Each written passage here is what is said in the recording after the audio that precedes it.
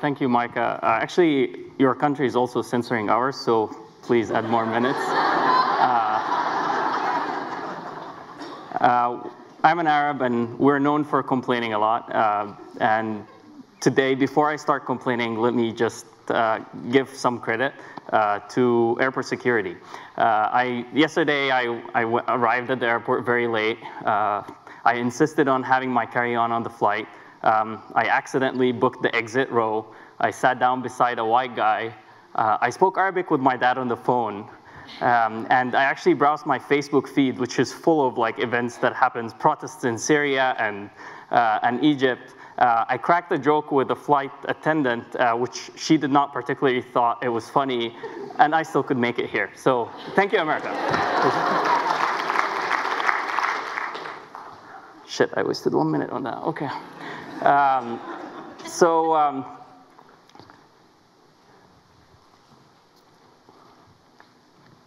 This photo of this person in front of you actually changed my life forever. This man in the photo, his name is Khalid Saeed, 28-year-old.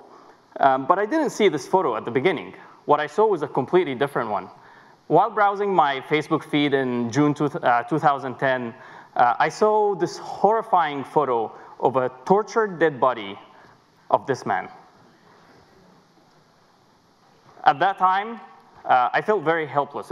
It was just crazy. It was hard to believe that this man was brutally tortured by police until his death. I saw myself in his photo, and I thought I could have been this guy in a country that's led by a dictator who's been in power since I was born in 1980. There was nothing that could stop these people from doing anything to their citizens. So I decided to act. I was a technologist. All what I know is using internet. I anonymously created a Facebook page. And that page name was Wael Ghonim.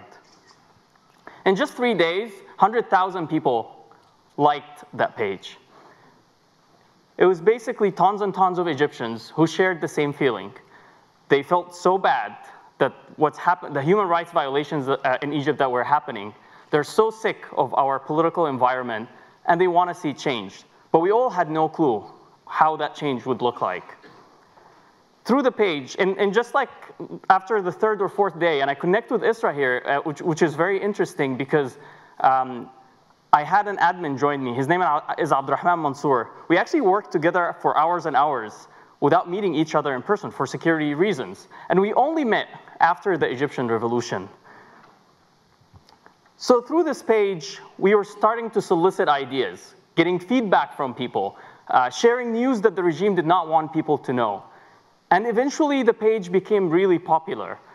It actually had much more fans than any major media publication, human rights organizations, and Arabic cat photos pages.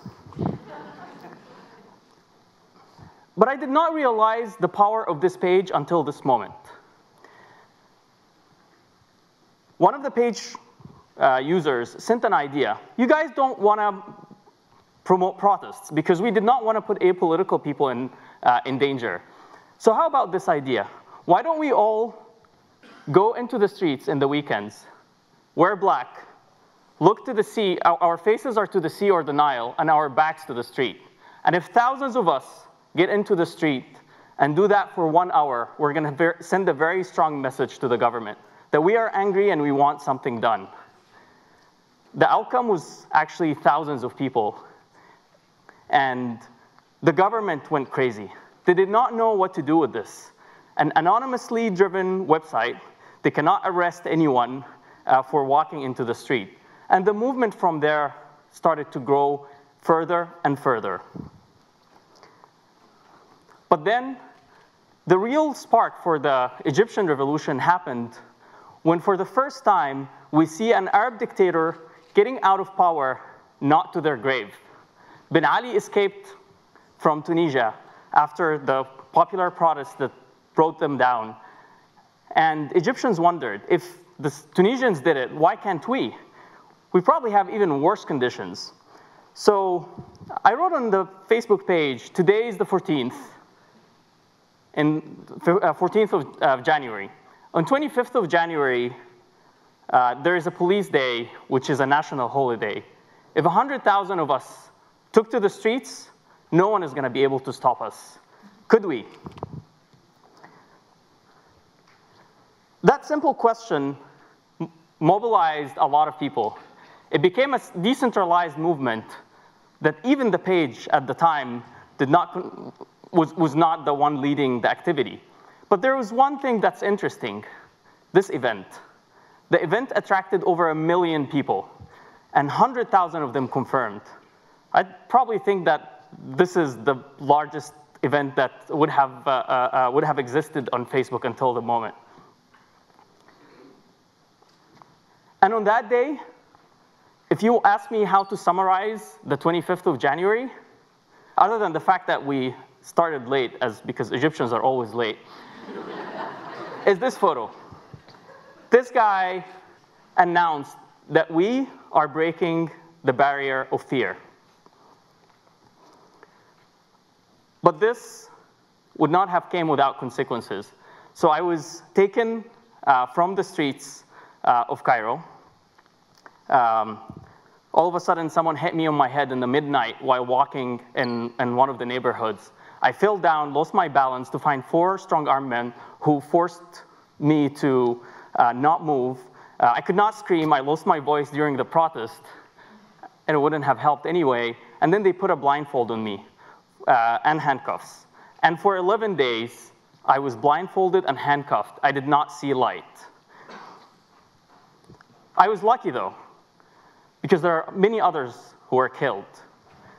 And because I worked for Google, I had friends and family, and the fellow protesters, they all managed to put pressure on the regime to say that they have actually kidnapped me and to set me free. To witness what was the most beautiful event in my life, the euphoria of the Tahrir Square, which you probably all have noticed. But following Mubarak's removal from power, things have went from bad to worse.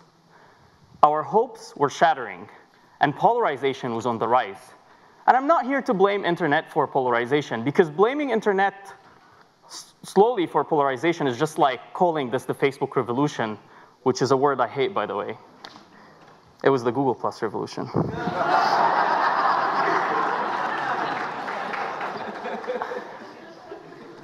So the army took over back in June 2013 after popular protests demanding the removal of the first democratically elected president, who happened to be a Muslim Brotherhood leader. And I'm not here to discuss the politics, but that moment was a moment of defeat. It was so weird that you have your peak moment of sense of empowerment in 2011, and just in 2 years, I had the worst nightmare happening in my life. That made me realize that I have to stop using social media. And I actually stopped for over 2 years. No tweeting, no Facebooking, just consuming and trying to understand what happened. And when I look at this, I see that there is a lot of it has to do with the way we develop technology. The mobs, a great word that we keep repeating is the wisdom of the crowds. But once you put the wisdom of the crowds in public and make people act seeking perception and recognition, you could end up with mob psychology. By the way, I can hear you speaking on the phone. Oh, sorry, I didn't mean to embarrass you. Okay, so what is mobocracy? Mobocracy is basically democracy spoiled by demagoguery. It is the rule of passion over reason. But why is this relevant? Because we're living in an attention economy. And as we just heard, what is happening is social media build products for us to create content. They tag that content with ads. Ads get served to a large number of people, and that's how they make money. So they built their social currencies and algorithms around attention. Whatever that will get you a like is more likely to be served to you than what is not. So the result is mobocratic algorithms. This is a great way to look at it. If you optimize for engagement, you're either going to have optimization for lots of likes, which is in most cases is going to be echo chambers. Yes, thank you. You are confirming my bias. I agree. And then flame wars or anger baits, which is also like we see a lot on the internet. But productive discussions does not get the distribution it deserves. Why? It doesn't drive attention. It doesn't drive engagement. It's not making money. So what did that impact us as users? I'll be talking about myself. I feel a lot of pressure when I write on Facebook. I know if I write more sensational content, I get more distribution, I get more likes, I get more shares. It's almost like we're all in a never-ending beauty contest. But it's not only us, it's also the media organizations. Apparently there's someone called LMFAO that they're talking about here. The New York Times thought that was important. And then White Girls Scream and Buy Band Concerts. Okay. So actually there's a lot of pressure on these media organizations, but what's really more challenging is the fact that as we're consuming the news from our feeds, we're more agnostic towards these platforms. The messenger is no longer important. Actually, in many cases, the credibility of the message is also no longer important. We're just consuming and consuming and consuming all these information, forming a view about the world that's probably delusional. It's almost like the junk food, but it's the junk feed. While one is hurting our physical health, the other is hurting our consciousness and mental health. So why should we care? I think there's a change in our habits. We're more likely now to read news on our social feeds than to go to websites to acquire news. And it's not that I'm saying that polarization is happening because of the internet. That would be naive to assume. But one would assume that with this amazing technology that's connecting all of us, we should all come together rather than polarize. And there's another reason why should we care. This. I watch all Trump rallies. My daughter thinks I'm one of his secret fans. And one of the reasons I watch this guy is that because he was really capable of leveraging all what I talked about. He is on top of the attention economy. And he forced all media organizations not only to cover him, but to actually think creatively about ways to cover him. He's a master in this game. And it's such a sad thing that this casino magnate turned into TV reality star is going to be a leading nominee in the presidential elections in one of the largest countries in the world. This is not funny. And I think we need to act on that. So what are the solutions? I have 44 seconds, so I could definitely lay out a great plan for how to fix this.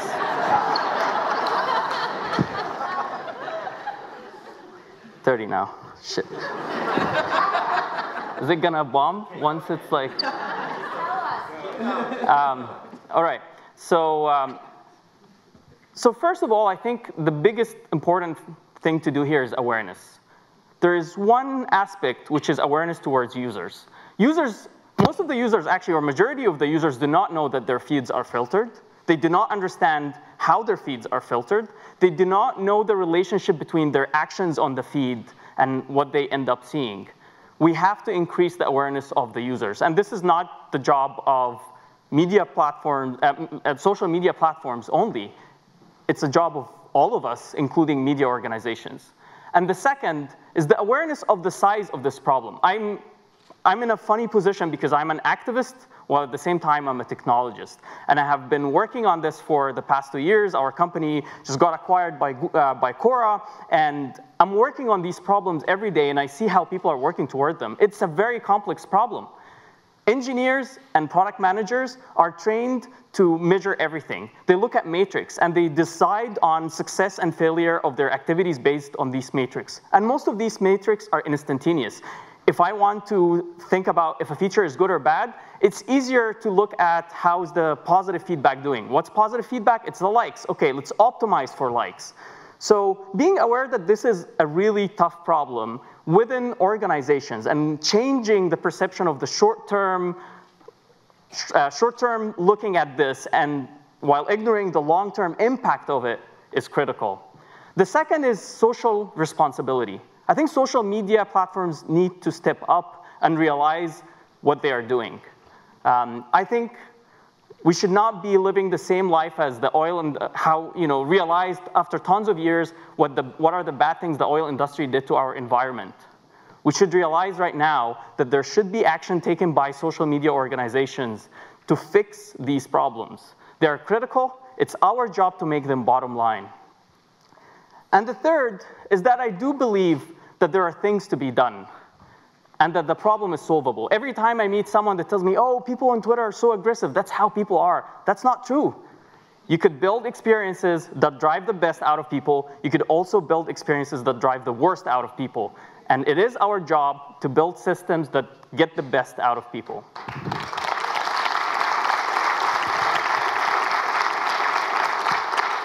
I leave you with this quote, and trust me, I did not make this up.